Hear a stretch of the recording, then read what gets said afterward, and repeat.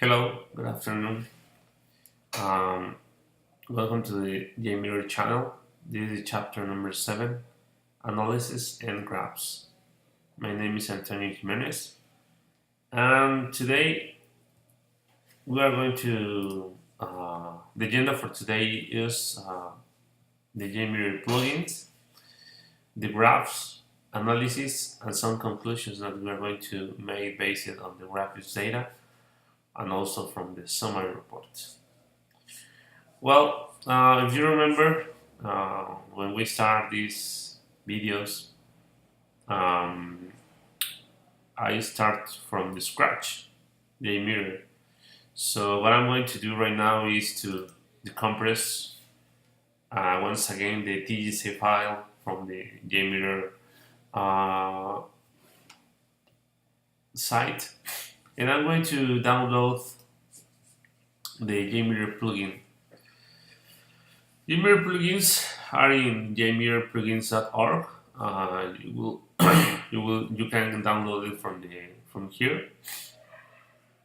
You also find the installation guide, how to use it. You just need to download the jar file, and once that you download it, you need to install it. Install it is just to copy and leave it in the libx folder.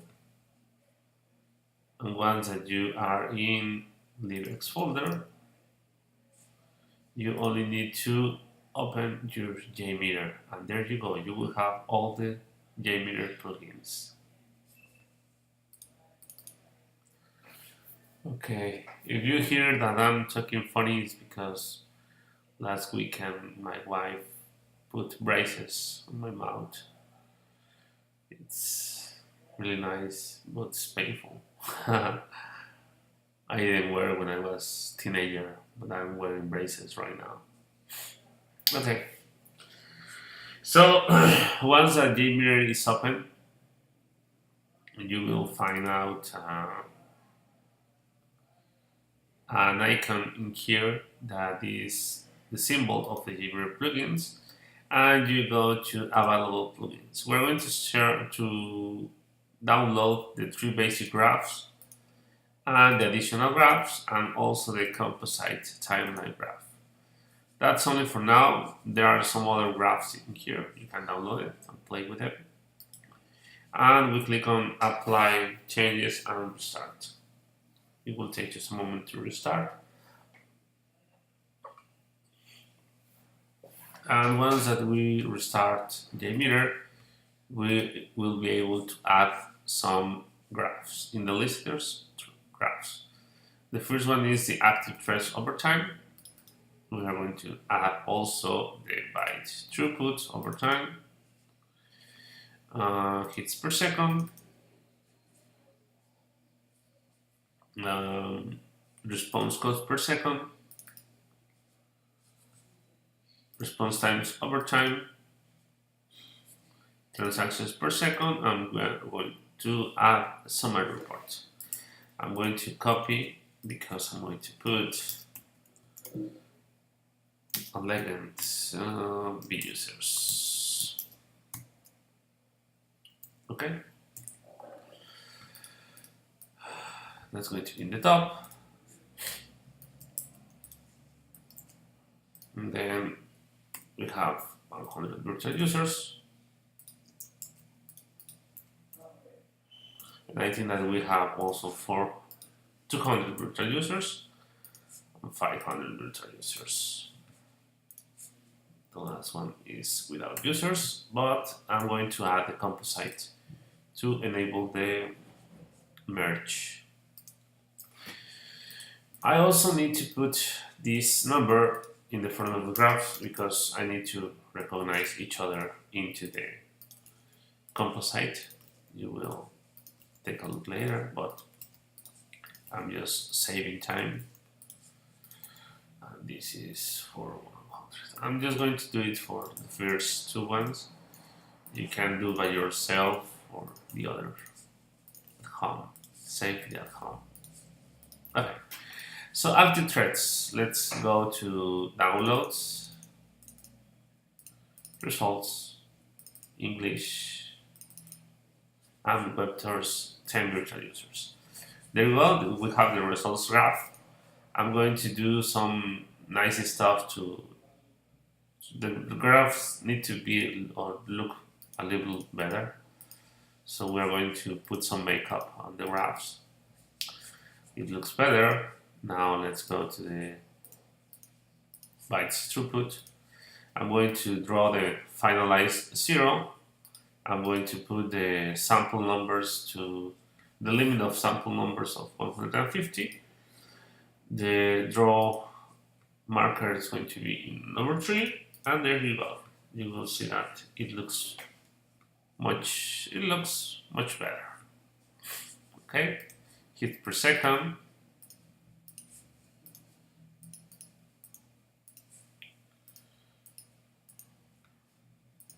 Response goes.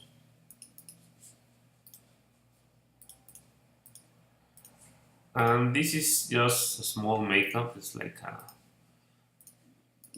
like the way how the graphs will look a little bit better.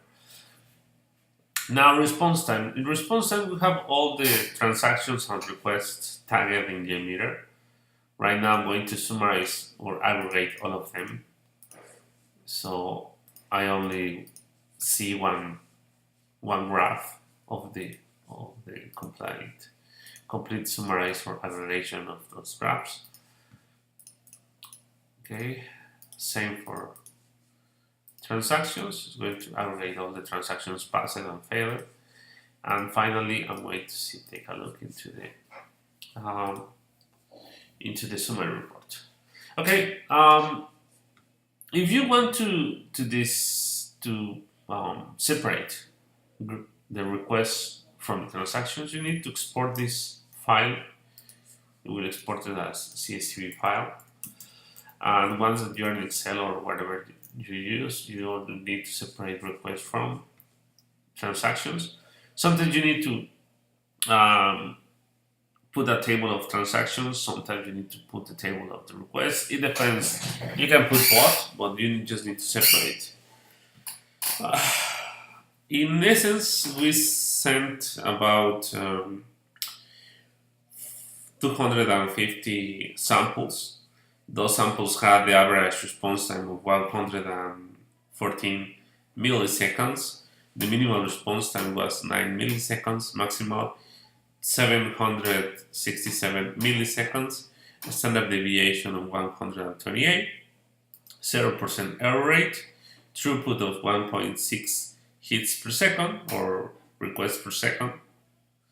We received a throughput of 3.65 kilobytes per second, and we sent 1.26 KB per second. The average page size is 2,299 bytes per page.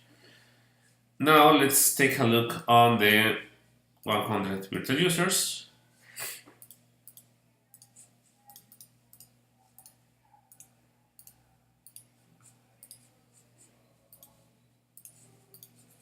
It's better. Bytes throughput. Now, if in the first one my my average was a little bit below 4 KB per second, this one I would expect to have something like, if it were linear, obviously, it would be something like 40,000 KB, but it's pretty much lower. It's like in the range of probably 25. We need just to get the aggregation, the summary report in order to take a look what's average. Is 23. So it's pretty lower than expected. So the system is not linear. One rule that probably you will need to apply is not single system is linear. But we start from scratch thinking that it is, because we are making projections into like a performance modeling.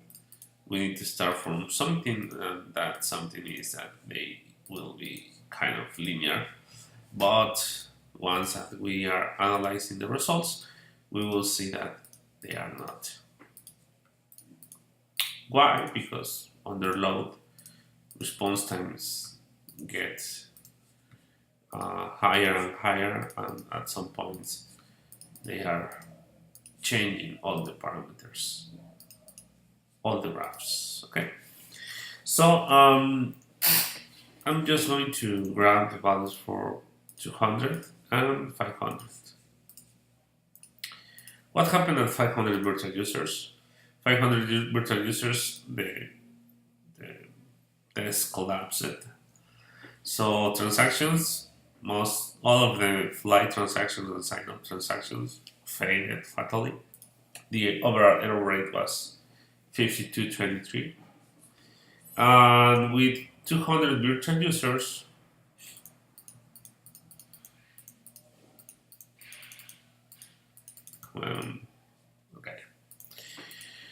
with 200 virtual users, we had an error rate of 8%, which is above the regular SLA of 2%.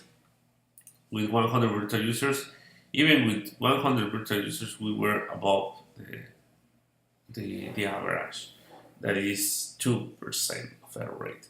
So this means that probably 100 virtual users is something above the stress levels. Probably something like 90 virtual users will be a stress load, and something around 50, probably 60 or less will be a load. Why? Because we need to reduce this counter of error rate, probably to zero, reduce it to zero, and that probably will increase us a little bit the throughput, probably to 11 or 12, but we need to get into that threshold. There is a threshold. This threshold is with the system is optimal, but we are depending to find it. We have two variables. If we are using virtual users, we need to set up the number of virtual users and the thin time or waiting time properly in order to achieve the maximum this threshold when the system is optimal. But if we use the throughput, we only have one variable. We get rid of the thin time or waiting time in JMeter. We just put the controller, the throughput controller. We probably set up something like 11, and probably at that number of requests, probably, I'm not saying it would be, probably at that throughput or a little less, I don't know, we can get error rate of 0%, and throughput probably could be higher to 11. Again, we don't know. We need to execute a few tests in order to find which is the optimal value where all the users are working fine correctly and the error rate is lower. From that, we can determine the optimal levels as probably regular load, something above could be stress. It depends on the modeling that we will be using for our system. Now let's take a look into the graphs. Into the graphs, we can. That's why I name it differently. Let's take a look. Let's graph. This is multiplied by 10, the first one. So we can take a look at the first graph versus the second one. Let's put the throughput.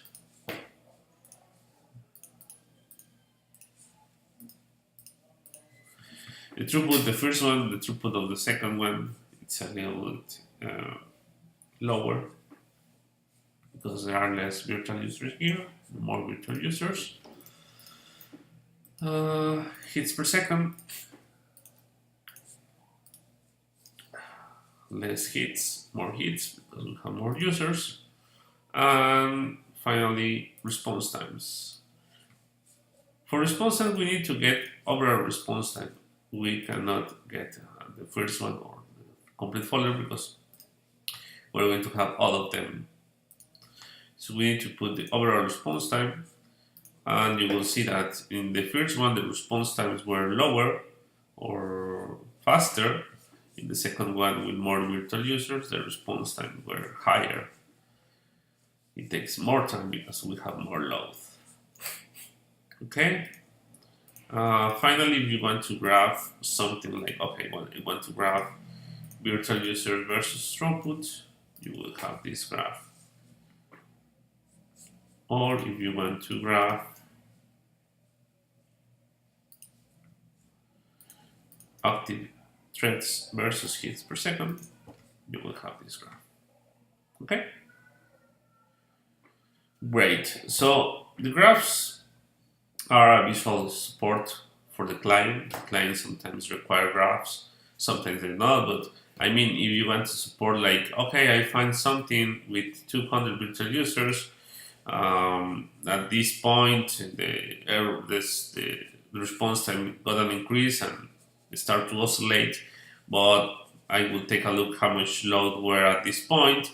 If we're talking about 100 virtual users, 100 virtual users ramping up 1 per second, we are talking about probably 1 minute 10.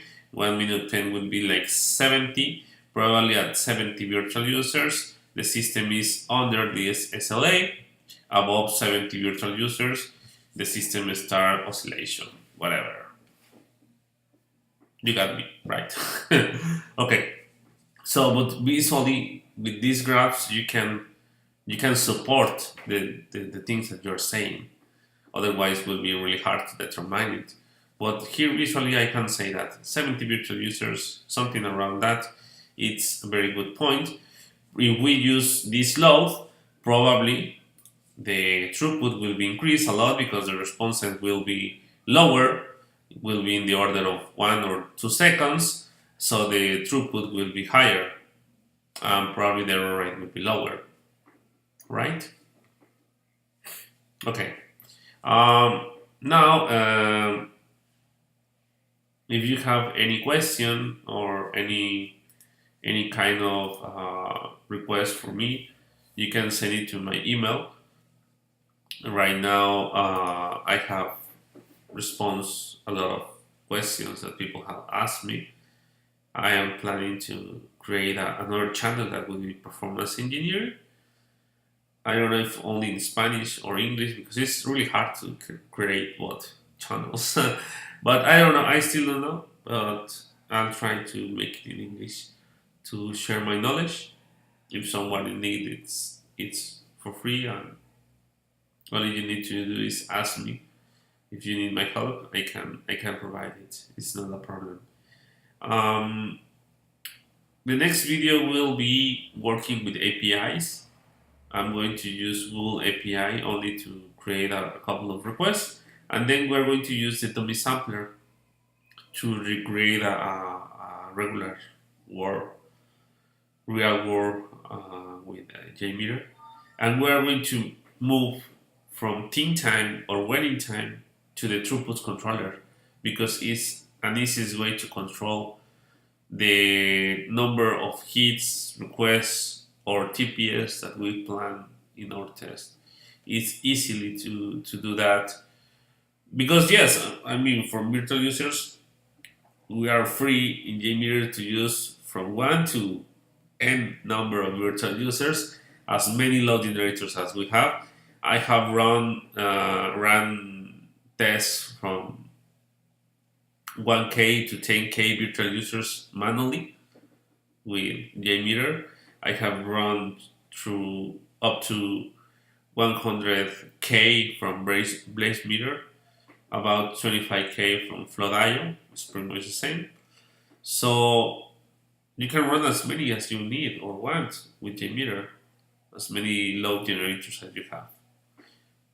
So the next video will be about that. Thank you very much. Stay tuned.